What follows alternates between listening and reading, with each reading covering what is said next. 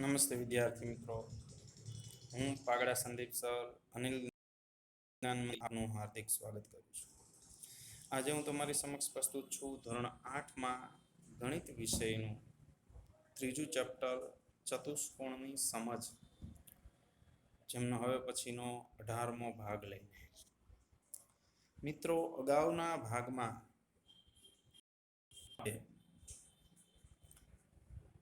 ચતુષ્કોણના ગુણધર્મો તથા વિશિષ્ટ પ્રકારના સમાંતર બાજુ ચતુષ્કોણ, જેમ કે સમબાજુ ચતુષ્કોણ, લંબચોરસ, ચોરસ, આવા તમામ પ્રકારના વિશિષ્ટ સબાચ એટલે કે સમાંતર બાજુ ચતુષ્કોણ, સબાચના અમુક ખાસ પ્રકારના ગુણધર્મોનો અભ્યાસ કર્યો. ઉપરાંત એ ગુણધર્મોને આધારિત આકૃતિઓવાળા દાખલા હતા, તો એમાં આપણે એ ખ્યાલ મેળવ્યો. એમના પ્રશ્નો હતા, તો એ પ્રશ્નોનો જવાબ પણ આપણે મેળવ્યો. મિત્રો, સત્ય કે પ્રશ્નો હતા, તો એનો જવાબ પણ આપણે મેળવ્યો. આ વિશિષ્ટ પ્રકારના સબાચના ગુણધર્મો આધારિત ખાસ કરીને એમના વિકર્ણો વિશે, સબાચના વિકર્ણો પરસ્પર દુભાગે, સમબાજુ ચતુષ્કોણ હોય તો એમના વિકર્ણો પરસ્પર કાટખૂણે દુભાગે, ચોરસ હોય તો એમના વિકર્ણો કાટખૂણે તો દુભાગે જ, ઉપરાંત એમના વિકર્ણો પણ સમાન હોય છે. લંબચોરસના વિકર્ણો સમાન હોય છે અને એકબીજાને દુભાગે છે. તેઓ એકબીજાને કાટખૂણે દુભાગતા નથી. આના માટે એક વાત યાદ રાખવાની મેં કીધી હતી મિત્રો, કે જેમની બાજુઓ સરખી હોય એમના વિકર્ણો એકબીજાને કાટખૂણે દુભાગે. બાજુઓ સરખી હોય એવા ચતુષ્કોણ કયા છે? સમબાજુ ચતુષ્કોણ અને ચોરસ. એટલે એમના વિકર્ણો એકબીજાને કાટખૂણે દુભાગે છે. ઉપરાંત જેમના ખૂણા સમાન હોય તેમના વિકર્ણો સમાન. ખૂણા સમાન હોય એવા ચતુષ્કોણ એટલે 90 ખૂણા હોય ત્યારે ખૂણા સમાન થાય. તો એવા ચતુષ્કોણ છે ચોરસ અને લંબચોરસ. તો આમાં વિકર્ણો પણ સમાન હોય છે. તો મિત્રો, એટલા માટે જ ચોરસમાં જુઓ તો બાજુએ સરખી ને ખૂણા હોય સરખા, એટલે એમના વિકર્ણો સમાન પણ હોય છે અને કાટખૂણે દુભાગે પણ છે. પરસ્પર લંબ દ્વિભાજક છે એવું પણ શબ્દ વાપરી શકાય છે મિત્રો. બરાબર. પછી આપણે એ પણ ચર્ચા કરી હતી કે લંબચોરસ એક બહિર્મુખ ચતુષ્કોણ છે. એને કઈ રીતે સમજાવી શકાય? તો કે લંબચોરસના દરેક ખૂણાનું માપ 180 કરતા ઓછું છે, એટલે 90 છે, જો 180 કરતા ઓછું છે. ઉપરાંત એના જે વિકર્ણો જે છે એ અંદરના ભાગમાં જ છે, બહિર્મુખ ચતુષ્કોણ છે, એનો આપણે ખ્યાલ જ છે. હવે એક છેલ્લો દાખલો જે કાટકોણ ત્રિકોણ પર આધારિત છે એની આપણે ચર્ચા કરીએ મિત્રો. જુઓ, છઠ્ઠો દાખલો. કાટકોણ ત્રિકોણ ABC માં કાટખૂણાની સામેની બાજુનું મધ્યબિંદુ O છે. જો પહેલા તો આપણે એની ચર્ચા જ કરી લઈએ મિત્રો, કે માની લો કે આ ત્રિકોણ ABC છે, એ કાટકોણ ત્રિકોણ છે. જો હા, આપણે અહીંયા બી ખૂણાને કાટખૂણો કીધો છે, આને 90 છે મિત્રો. એટલે હકીકતમાં કાટખૂણાની સામેની બાજુ જે આપણે કીધું છે એનું મધ્યબિંદુ, એટલે કે AC નું મધ્યબિંદુ અહીંયા O છે. હકીકતમાં એને એનું ખાસ નામ શું કહેશું આપણે? કર્ણ કહેશું. કાટખૂણાની સામેની બાજુના અહીંયા અહીંયા આ જે ઓ જે છે એ એસી નું મધ્ય બિંદુ છે. ઓ એ એસી નું મધ્ય બિંદુ છે. કર્ણ એસી નું મધ્ય બિંદુ છે. કાટખૂણાની સામેની બાજુ એટલે કર્ણ મિત્રો એવું કહેવાય. મધ્ય બિંદુ છે મતલબ કે આ એ ઓ જે ભાગ રહ્યો, જો આ ઓ જ્યારે મધ્ય બિંદુ થઈ જાય છે બરાબર, ત્યારે આ એ ઓ ભાગ એ ઓ અને આ ઓસી ભાગ એ સરખા થઈ ગયા કહેવાય. ત્યારે જ એનું મધ્ય બિંદુ થાય. બરાબર. તો હવે જોઈએ રકમ સમજીએ મિત્રો. રકમમાં આગળ વધીએ. શિરોબિંદુઓ એ બી અને સી થી બિંદુ ઓ કેવી રીતે સમાન અંતરે આવે છે તે સમજાવો. કૌંસમાં આવેલું છે કે અહીં તૂટક રેખાઓ તમારી સહાયતા માટે દોરેલ છે. ઓકે, જેને આપણે સહાયતા લેશું મિત્રો, અને હું પણ તમને અહીંયા સહાય કરીશ કે એવું હવે કઈ રીતે આગળ વધવું જોઈએ અને શા માટે. એમ થોડું દાખલામાં જુઓ મિત્રો, આકૃતિ અહીંયા દોરશું મિત્રો એટલે તમને ખ્યાલ આવી જશે કે અહીંયા આ એ બી સી એક કાટકોણ ત્રિકોણ છે, જેના કર્ણનું મધ્ય બિંદુ, જેને હું અત્યારે આ બિંદુ જો એને હું અત્યારે અહીંયા ઓ નામ આપું છું મિત્રો. બરાબર. હવે એવું કીધું છે કે આ ઓએ અને ઓસી તો જો આપને ખ્યાલ જ છે કે આ ઓએ અને ઓસી સરખા થશે કારણ કે મધ્ય બિંદુ છે. એટલે હવે એમ કીધું છે કે એ બી અને સી થી, એનો મતલબ કે આ જે અંતર છે આપણી પાસે ઓ બી, એ પણ ઓએ ઓસી અને ઓબી જેટલું જ થવું જોઈએ. ઓએ અને ઓસી જેટલું જ થાય ઓબી. તો આપણે એવું કહી શકીએ કે આ ઓ જે છે એ આ બાજુ સી અને બી થી સમાન અંતરે છે એવું કહી શકાય. એટલે આપણે શું સાબિત કરવું છે કે ઓ એ બરાબર ઓબી બરાબર ઓસી, ઓ એ બરાબર ઓબી બરાબર ઓસી, આવું આપણે સાબિત કરવું છે. મતલબ કે આને પણ હું આ લીટી આમ કહી શકું ઓ એ ઓબી ને ઓસી, આવું સાબિત કરવું છે. અત્યારે હું ન કહી શકું, ફક્ત તમારી જાણ માટે મેં તમને કીધું, કારણ કે હું ફક્ત આ બે ઓ એ ની આ એક લીટી અને આ લીટી, મતલબ કે એમાં હું એક કઈ કહી શકું, આમ નિશાની કરી શકું, પણ એ જ નિશાની હું ઓબી ને અત્યારે ન કરી શકું કારણ કે આપણે સાબિત કરવું છે. બરાબર. એટલે આ બે સરખું છે એ હું અત્યારે તો તમને કહી શકું છું કે ભાઈ ઓ એ અને ઓસી સરખું છે. શા માટે એ સરખું છે? કારણ કે ઓ એ એસી બિંદુ છે એવું આપણે રકમમાં કીધેલું છે મિત્રો. એટલે આપણે ત્રણે ત્રણ સાબિત કરશું. ઓ એ બરાબર ઓબી બરાબર ઓસી, એ સાબિત કરી દેશું એટલે એ સાબિત થઈ ગયું કહેવાય કે આ બિંદુ ઓ એ બી અને સી થી સમાન અંતરે આવેલું છે. હવે સાબિત કરવા માટે અમુક રચના આપણે અહીંયા કરવી પડશે મિત્રો. શા માટે એ રચના કર્યા પછી તમને ઓટોમેટિક ખ્યાલ આવી જ જશે, જો હું કહીશ તમને, અને તમને પણ ખ્યાલ આવી જશે કે શા માટે આવી રચના કરવાથી આપણે જ્યાં માગેલ પ્રશ્ન છે એનું સોલ્યુશન, એનો ઉકેલ મળી જશે મિત્રો. જો કઈ રીતની રચના કરવાની કે જેટલું ઓબી હોય, જો સમજો કઈ રચના કરવાની, જેટલું ઓબી છે એટલો જ એને આગળ લંબાવવાનો છે. લંબાવી ઓબી જેટલું હોય ને એટલું જ અહીં બીજું, માની લો કે અહીં ડી બિંદુ નામ આપીએ તો જેટલું જ ઓબી હોય ને એટલું જ ઓડી થાય, એ રીતનું એક બિંદુ આપણે ડી અહીંયા લેવાનું છે. ફરીથી આપણે એને આકૃતિ દોરીએ મિત્રો.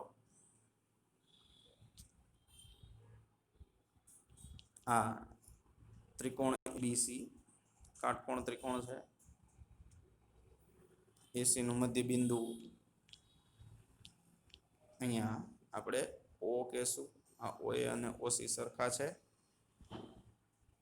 હવે આ ઓબી પણ એના જેટલું જ થાય એવું આપણે કીધું છે, એટલે એના માટે આપણે એક રચના કરવાની છે કે જેટલું ઓબી હોય એટલું જ ઓડી, એક આપણે અહીંયા ડી નામ આપી દઈએ, જેટલું જ ઓબી જે છે એટલું જ ઓડી થાય એ પ્રકારે આપણે એને લંબાવીએ. રેખાખંડ જે ઓબી જે છે, BO અથવા OB જે રેખાખંડ છે એને આપણે આમ લંબાવીએ, BO ને O થી આમ આગળ તરફ લંબાવીએ, D સુધી લંબાવીએ. ડી ક્યાં સુધી મૂકવાનું કે જેટલું જ BO હોય એટલું થાય એ રીતે આપણે એને લંબાવીએ, મતલબ કે રેખાખંડ BD બનાવી દઈએ એવું કહી શકાય.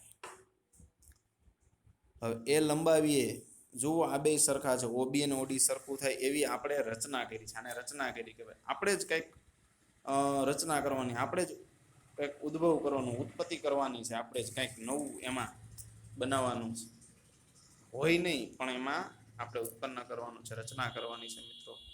આને રચના કરી કહેવાય. રચના તમે આગળના ધોરણમાં થોડો ઘણો અભ્યાસ કર્યો જ હશે, રચનાનો મતલબ શું. તો આપણે એવી જ અહીંયા રચના કરવાની છે કે ઓછું હોય OD પણ એટલું જ થઈ જાય એ રીતે આપણે D બિંદુ લેવાનું છે, મતલબ કે રેખાખંડ BO ને અથવા OB ને, બરાબર, એ રેખાખંડ BO ને આપણે લંબાવવાનો છે એ રીતે. બસ એ રીતે લંબાવી જાય પછી હવે તમને અહીંયા આમ જોડી દો, જે તૂટક રેખાની જે વાત કરેલી છે, આ OD તૂટક રેખા અત્યારે હું હમણાં જોડી દઉં છું. પછી શું કરવાનું, AD અને DC ને જોડી દેવાનું છે. એટલે હવે તમને જો મેં તમને વાત કરી હતી મિત્રો કે હવે તમને ખ્યાલ આવી ગયો હશે કે શા માટે આપણે એવી રચના કરી. રચના કર્યા પછી જોડી દેશો એટલે તમને ઓટોમેટિક ખ્યાલ આવી જશે કે હવે આ લંબચોરસ બની ગયો કહેવાય.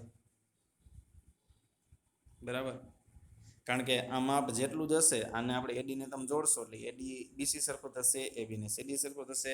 આ લંબચોરસ બની ગયો. લંબચોરસના વિકર્ણો સમાન પણ હોય છે અને એકબીજાને, એનો મતલબ AC ના જેટલા ભાગ થઈ જાય, AC જેટલું એટલું જ BD પણ હોય. એનો મતલબ AC ના જ ભાગ છે એટલા જ ભાગ આના થાય, OB અને OD. એનો મતલબ OA, OB, OC અને OD ચારેય કટકા સરખા થઈ જાય. જે અહીંયા વિકર્ણોના જે ભાગ પડ્યા, કટકા થયા, ચારેય કટકા સરખા છે એવું આપણે લંબચોરસમાં આપણે કીધું કે લંબચોરસનો વિકર્ણ એકબીજાને દુભાગતો તો હોય જ, એટલે જે એક વિકર્ણના જે બે કટકા થાય એ તો સરખા જ હોય, પણ અહીંયા ખુદ વિકર્ણો જ સરખા છે, વિકર્ણો પોતે જ સરખા છે. એનો મતલબ કે આના બે કટકા, આના બે કટકા, મતલબ કે ચારેય વિકર્ણના કટકા જે સરખા છે. OA બરાબર OB બરાબર OC બરાબર OD.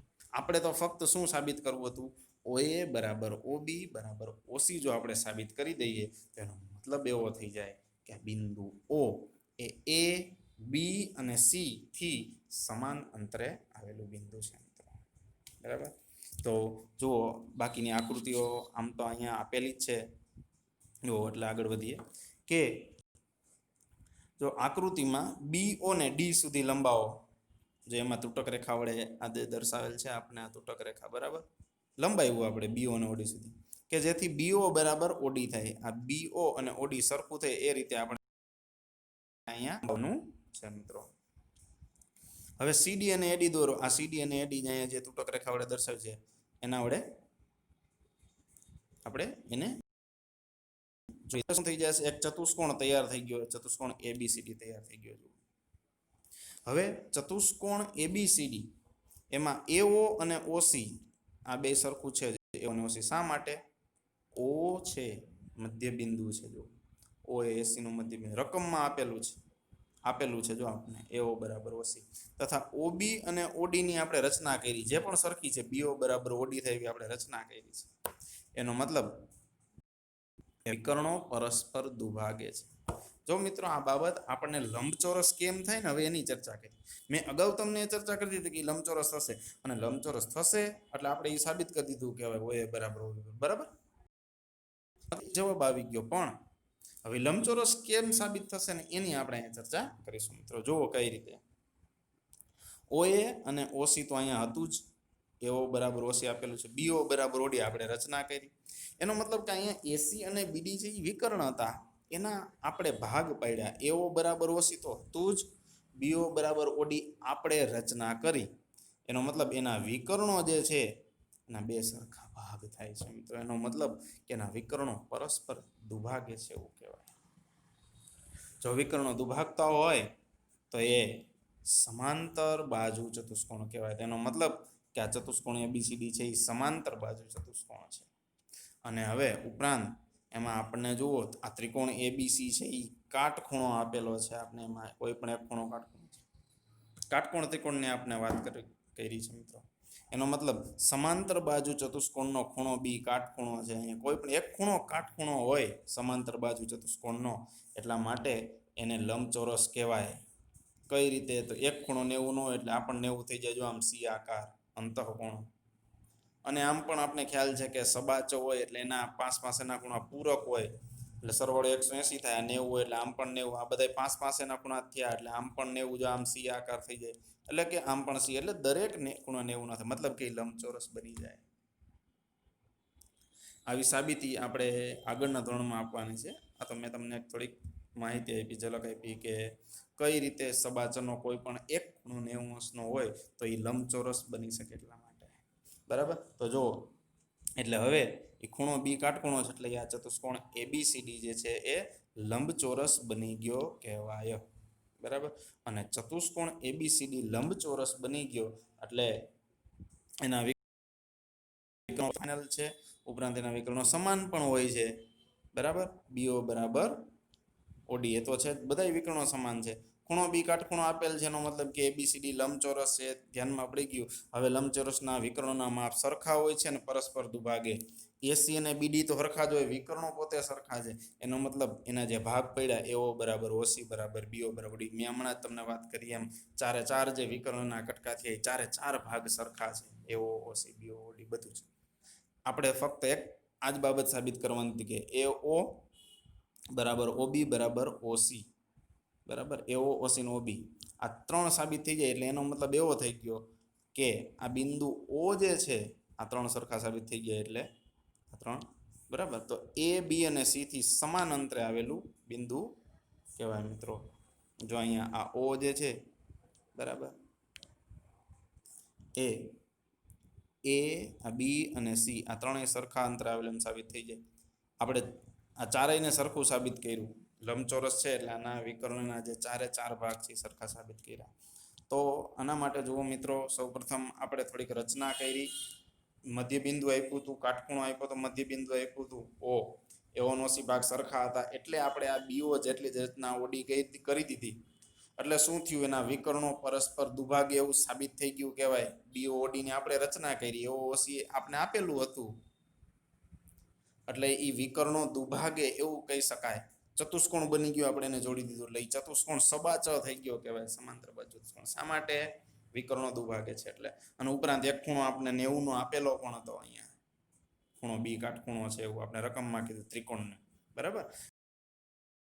એટલે એનો લંબચોરસના વિકર્ણો સમાન હોય એટલે સાબિત થઈ ગયું. એટલે એનો મતલબ કે બિંદુ ઓ એ બી અને સી થી સમાન સાબિત થઈ ગયું મિત્રો. મિત્રો આ સાથે જ આ ચેપ્ટર પૂર્ણ થાય છે. અહીંયા ત્રીજું ચેપ્ટર ચતુષ્કોણની સમજને આપણે અહીંયા પૂર્ણ જાહેર કરીએ છીએ. થોડાક સમય પછી આપણે બીજા ચેપ્ટરના રિવિઝનના અમુક લેક્ચર્સ પણ આપણે અપલોડ કરીશું મિત્રો. આશા રાખું છું કે તમને સંપૂર્ણ માહિતી વિગતવાર મળી ગઈ હશે. થોડીક પ્રેક્ટિસ કરવાથી આ ચેપ્ટર આવડી જશે અને બીજા અને ત્રીજા ચેપ્ટરનું પાછું રિવિઝનના વિડીયો પણ આપણે મૂકતા રહેશું મિત્રો. Thank you very much.